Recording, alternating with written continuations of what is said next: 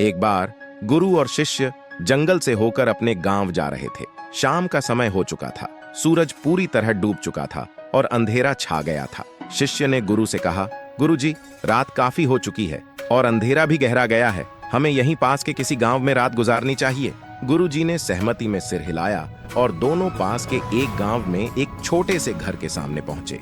शिष्य ने दरवाजा खटखटाया। कुछ देर बाद एक गरीब आदमी दरवाजा खोलकर बाहर आया। गुरु जी ने उससे कहा, हम अपने गांव जा रहे थे, लेकिन रात हो गई है तो हमने सोचा कि यहीं रात बिता लें। क्या हम आपके यहाँ रुक सकते हैं? वह गरीब आदमी बोला, जी हाँ, आइए। उसने उन्हें अंदर बुलाया। जब गुरुजी और शिष्य अंदर गए तो उन्होंने देखा कि घर में बहुत गरीबी थी।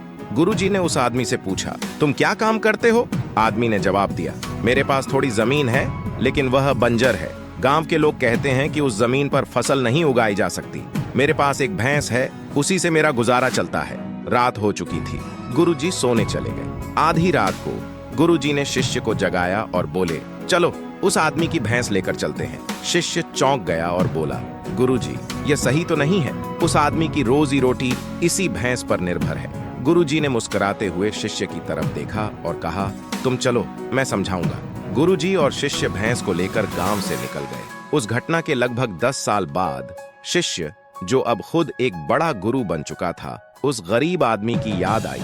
उसे लगा कि उसके गुरु ने उस आदमी के साथ सही नहीं किया था। उसे जानने की उत्सुकता हुई कि वह आदमी अब किस हाल में है। शिष्य गांव की ओर गया और जब वहां पहुंचा तो उसने देखा कि जिस जगह पर उस गरीब आदमी का झोपड़ा था, वहां अब एक बड़ा महल खड़ा था। उस बंजर जमीन पर अब फल फूलों के बगीचे लहराते थे। तभी उस घर का मालिक बाहर आया। उसे देखकर शिष्य ने पहचान लिया और कहा, तुमने मुझे पहचाना? मैं अपने गुरुजी के साथ यहाँ एक रात के लिए ठहरा था। आदमी ने पहचानते हुए कहा, हाँ, उस रात के बाद मेरी भैंस कहीं चली गई थी। मेरे पास कोई और रास्ता नहीं बचा था, तो मैंने अपनी जमीन पर मेहनत की।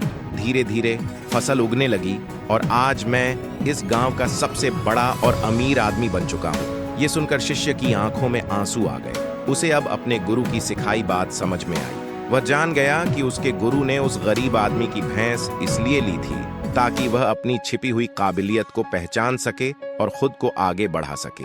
इस कहानी से हमें यह सीख मिलती है कि हमारे पास भी बहुत कुछ होता है, लेकिन हम अक्सर किसी चीज से बंधे रहते हैं जो हमें आगे बढ़ने से रोकती है। वह चीज आपकी नौकरी, आपका डर या कुछ और हो सकती है।